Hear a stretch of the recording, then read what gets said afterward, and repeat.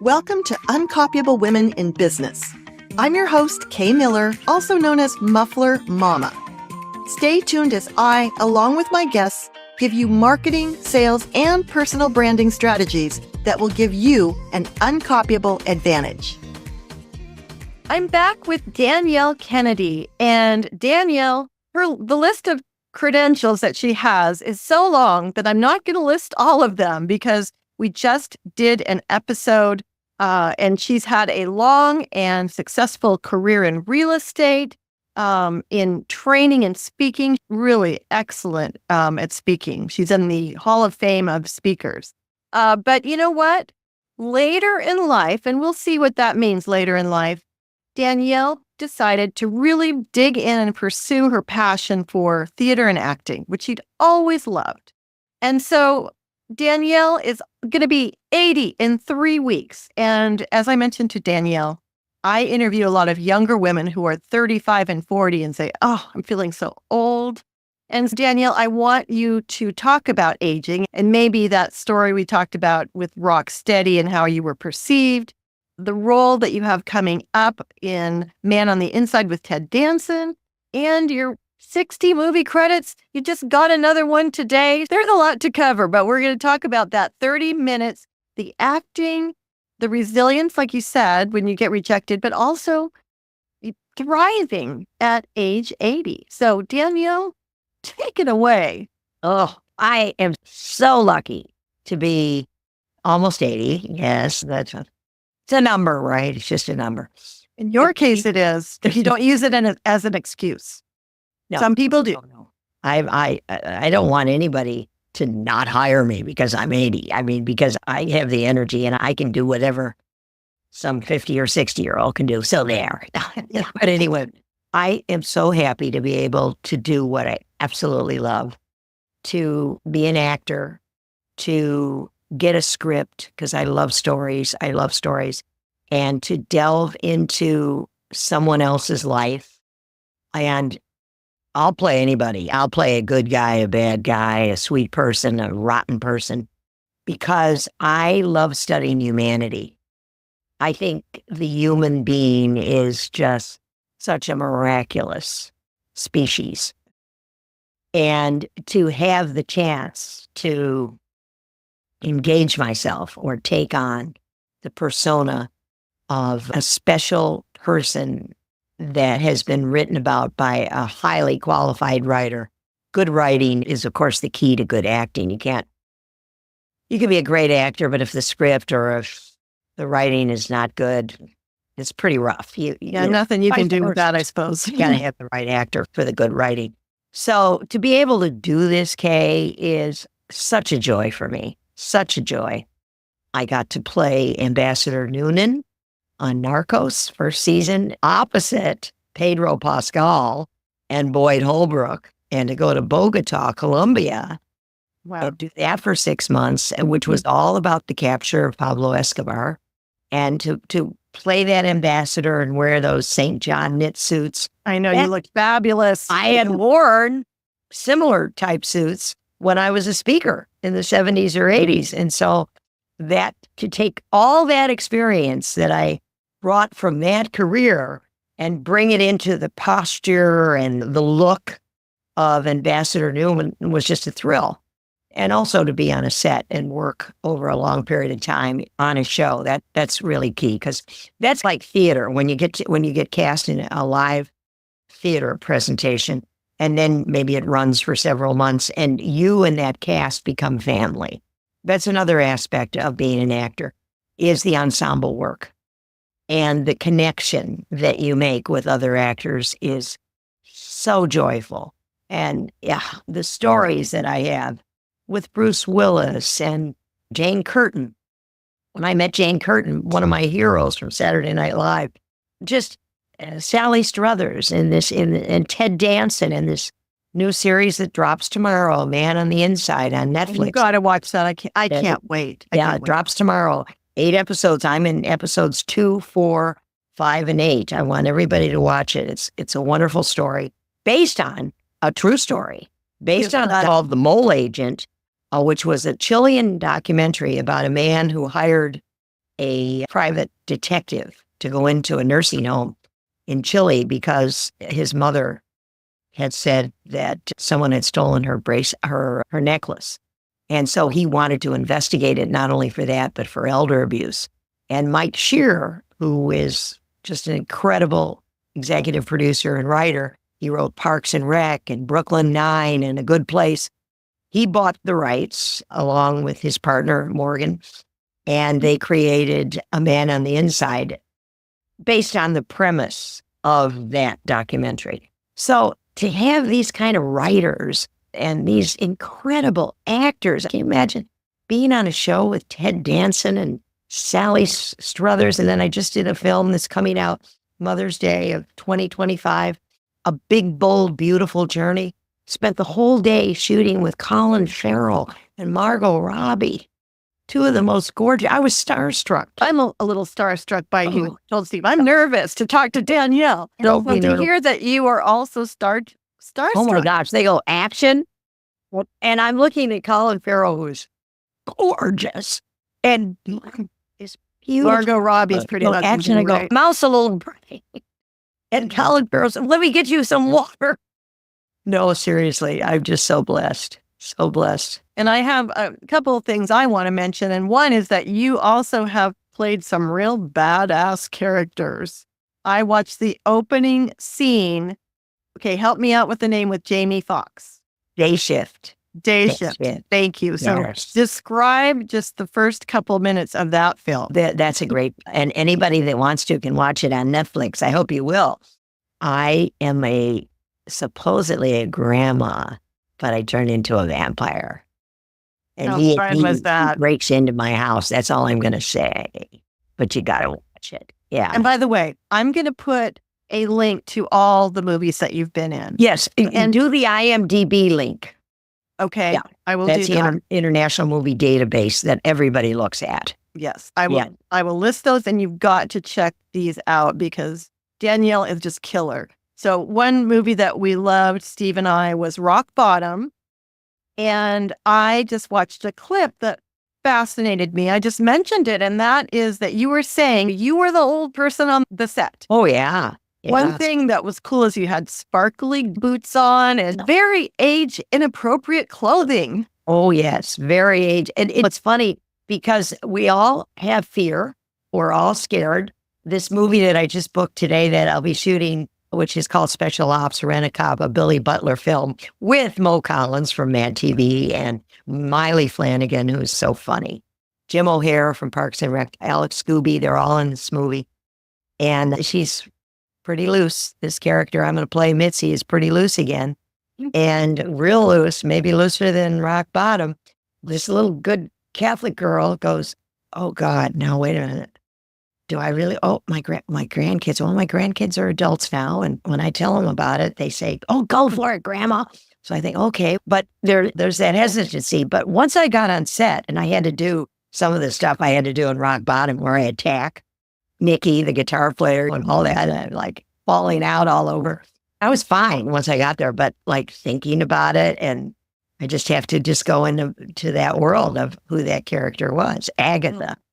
Yes. And that cracks me up because when we're young, we're afraid of what if our parents, what are our parents going to think? And then we get old and we're like, what are our grandkids going to say? And what are my children going to say? Oh, and God, your what children. they're doing now. Right, right. But when we were talking about Rock Bottom and that clip that I saw of you that I just loved is that you said the cast didn't treat you like the old lady. No, and really every cast I'm in, the writers, the director, most of the cast are much younger. Now, the Ted Danson one, Sally and Ted and all of us, we're all over 70, obviously. But there was a whole bunch of young people in that show, too. Matlock, I'll be on Matlock in February with Kathy Bates, episode 10. Yeah. I love that. And I love, there's another example. She's not probably as old as you, but she's older. And I think she's in her mid-70s. She actually said that on an interview. By the way, I love when people admit their age. Ted Danson is 76. And it's no longer, oh, don't lie about your age. No. Actually, when Kelly was little, our daughter, she said, Mom, if you're going to lie about your age, lie older. Because if you say you're 40, people are going to say, wow, you look like crap for 40. But if you lie and say I'm 70, people are going to say, wow, you look pretty darn good. Exactly. I might start saying I'm 90. There you go. Just for shits and giggles. That's Jane Fonda's approaching 90. Maybe she even is 90. No, and I did a yoga video with her. You can rent that on Prime Video. How long ago did you do that? 10 years. We did that about 10 years ago. Okay. Yeah. I loved Grace and Frankie. I adored. I've seen that whole those season two. Twice. Oh, all those people. I love them. Martin Sheen and my friend Tim Bagley had a great part on there. And Lily, oh God. I saw Lily on Broadway when she did In Search of Intelligent Life. One of the greatest one woman shows you could ever see. There are these people that I work with are like all my heroes. I have to slap myself when I get on set. Okay, they're just human. They're just human. And I bet they treat you they're just great. We talk about grandkids and all. But with the Rock Bottom cast and with many other films that I've been in, everybody's young. And what I find is they're very respectful. Not respectful like, ooh, I got to walk on eggs. Oh, tell me what this was like when you did this and what was Hollywood like then and those kinds of things. And what do you do, Danielle, like when you audition and then you don't get the part? And they'll ask me. And when I tell them, I cry. And then I immediately take the script that was sent to me to audition with, what we call sides. I tear them up and I throw them in the trash. It's like a delete button for me, and I forget. By the next day, I totally forget, and I pick up my phone, and the next day, I got an audition for something else, and I concentrate on that. And I tell these young people, every audition is not really an audition. It's a mini play, or it's a mini performance. So put everything into it that you would if you were just cast on Broadway or just cast in regional theater or you just cast on that TV show. Don't look at it as an audition. Look at it as, here's my chance to showcase what I can do with this role in this episode of this particular series. Or if because I do a lot of theater too. I've got 50, 60 theater credits in the last 20 years as well. Just pretend that you got an audience of 3 today, whether it's on Zoom, which we do now, self-tape that's sent in to the casting office or the producers, that's your audience for the day. Put that kind of love and energy into it and don't think about the outcome. No, never say, I hope I get this. Interesting, because that right there, sales and any type of endeavor in business and in life. So that is interesting. You're going to just give it your all. And I've seen you are not afraid to be physical. Even on stage when you're speaking or back when you were speaking, I don't know if you still are, very physical, acting things out. It's humorous, it's memorable. And again, you always tie it into meaning. So it's not just gratuitous pratfalls. Yeah. You have gotten over that fear, which I had great fear for all of this. I remember as an early speaker, having so much fear, and it was in Portland, Oregon, and it was a real estate job that I could not speak. No, really? So what did you do? I left. People can't believe that. I can't believe it, knowing what I know about you. Petrified. And once that happened, you know how you say the worst thing that could ever happen happened? And I think it wasn't national speaker type stuff. It was early classes in real estate that I was teaching for, it might have been National Association of Realtors or GRI, something like that. But my mind went blank, I'm telling you. I think I was like 30. I was under a lot of stress and going through a divorce at the time and single mom, a lot of stress on the table. But yeah, I've had conversations with Kathy Bates. I've had conversations with Demi Moore. I've had conversations with Jane Curtin, all these people, and they all have fear. Jane Fonda, she'll tell you. Everybody. hard to believe when you watch you and these others on screen. I just watched an interview with Salma Hayek, and she said, "Oh yeah, I have imposter syndrome." I'm like, that's a Salma big Hayek? thing. Oh yeah, that's very common, by the way. I think we all have a bit of that. I think we do. Like, I haven't seen, obviously, any footage on A Man on the Inside that's dropping tomorrow on Netflix. Yes. So right now it's November 20th. I'm sorry, what? So I'm nervous because I haven't seen it since I shot it. It's not like they call you in and say, okay, we're going to run this. Does this work for you? Oh no, you don't see it till 20 million other people see it. And so I'll be like, and I don't like to, I just want Mike with me. I don't want anybody in the family or any friends with me when it first drops. That's how I was with Narcos. I'll never forget. I loved Pedro Pascal. He was one of the most wonderful actors in the world to work with. And I kept saying to him, oh, I'm so nervous. I'm so nervous. And he had actually seen final stuff because he's big star. Big and star. He would say to me, don't worry, Danielle, I think you're going to be happy. And I just literally, I was shaking, hanging on his words until they actually dropped Narcos. And I saw myself in that first episode and I didn't go, oh, she was great. I didn't do that. I just went, okay, I did it. I guess I can take it. But this is what I'll do tomorrow. I would not have predicted that you would still say that you're fearful and nervous. Although I do remember hearing about Robin Williams when he was alive. Before he went on stage, he would literally throw up because he was so nervous.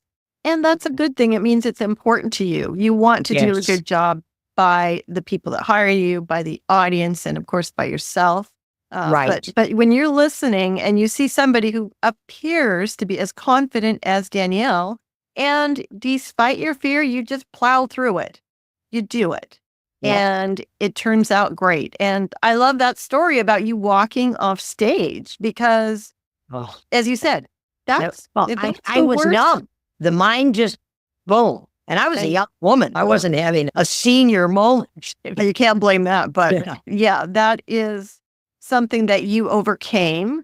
And talking about what's the worst thing that can happen. That's something I ask myself.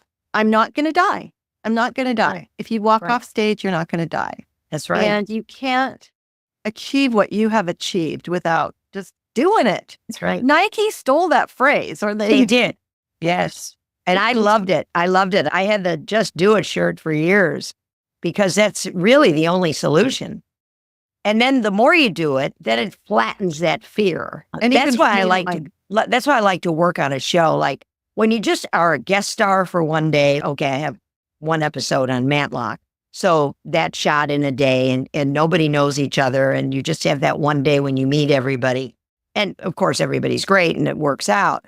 But when you're on a show regularly on episode after episode, like the people on Friends or on Seinfeld or Ozark, any of these shows, they become a family because they go to work every week over a period of, say, 9 months to create. And it's just like being in a play with your ensemble. You become family.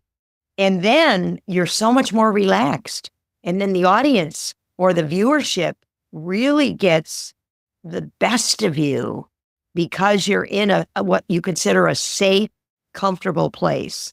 Your director's loving, your castmates are loving. So everybody's relaxed. Whereas when you just go in for a quick one day, it's, I've never met these people before.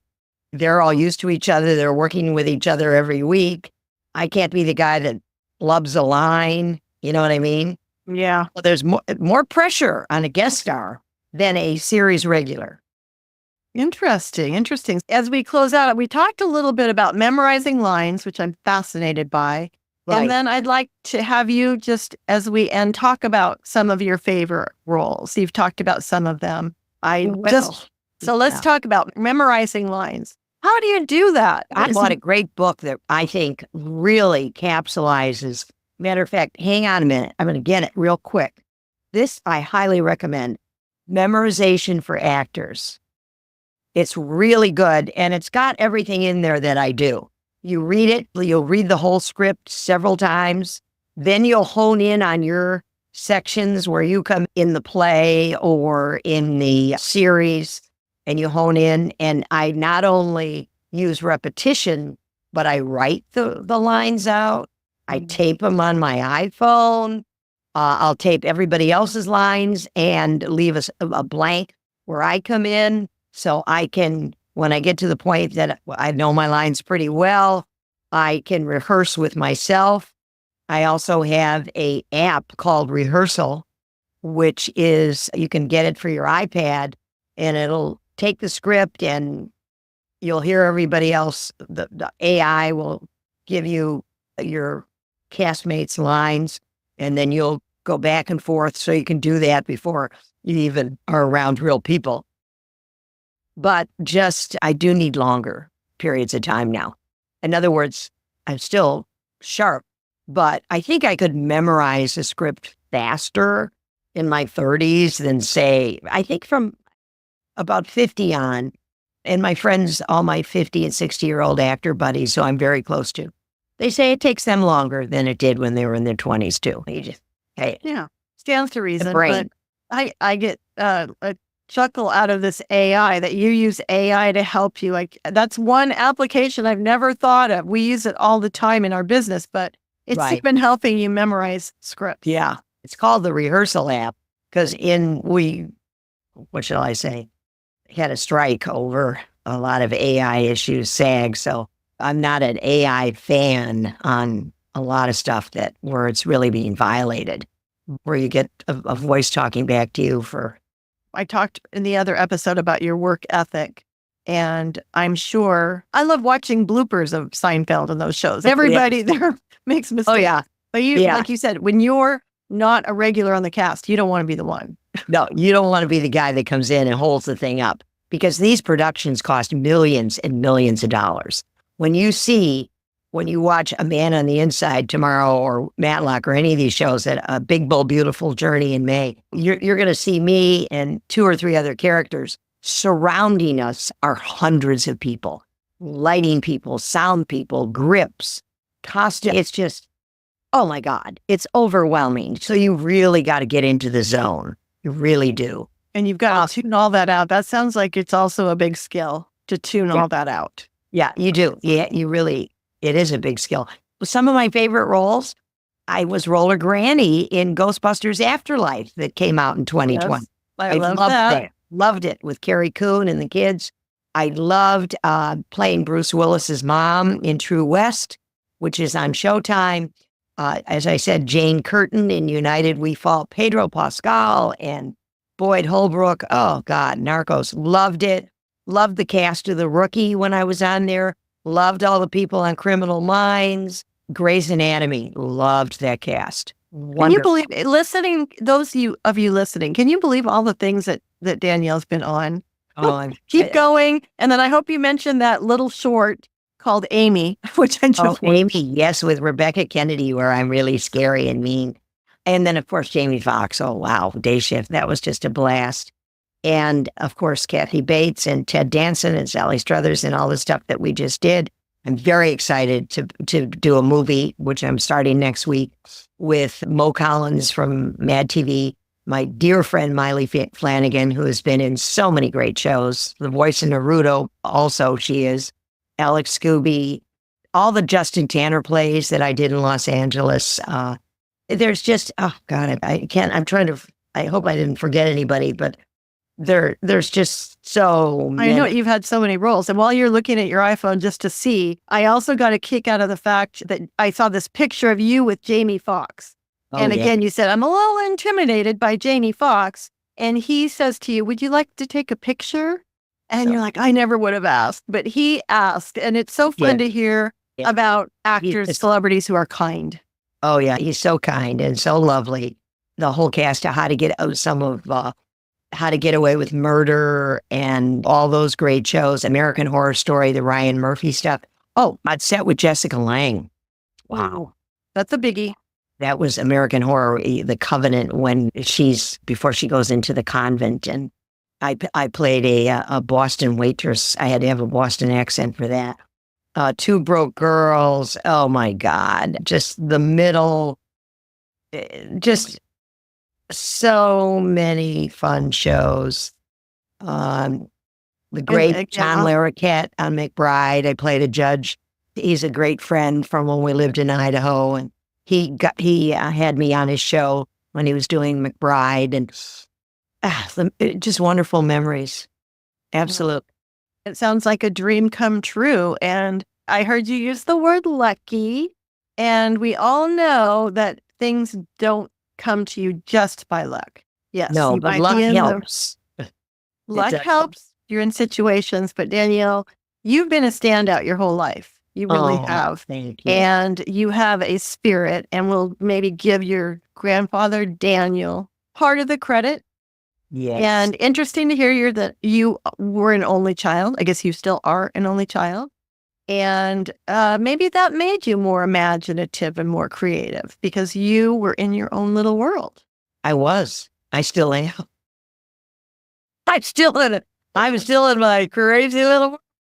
Your crazy little world sounds like a lot of fun. And I have so enjoyed talking with you. And thank you so much, Danielle, for spending this time. And to you listening, be sure to check out the list of movies and TV shows and shorts and who knows what else that Danielle has been on. You will be really happy that you did. So thanks, Danielle. Thank you. My pleasure all the way, Kay. Thanks for listening to this episode. See you next time, and always remember to be uncopyable.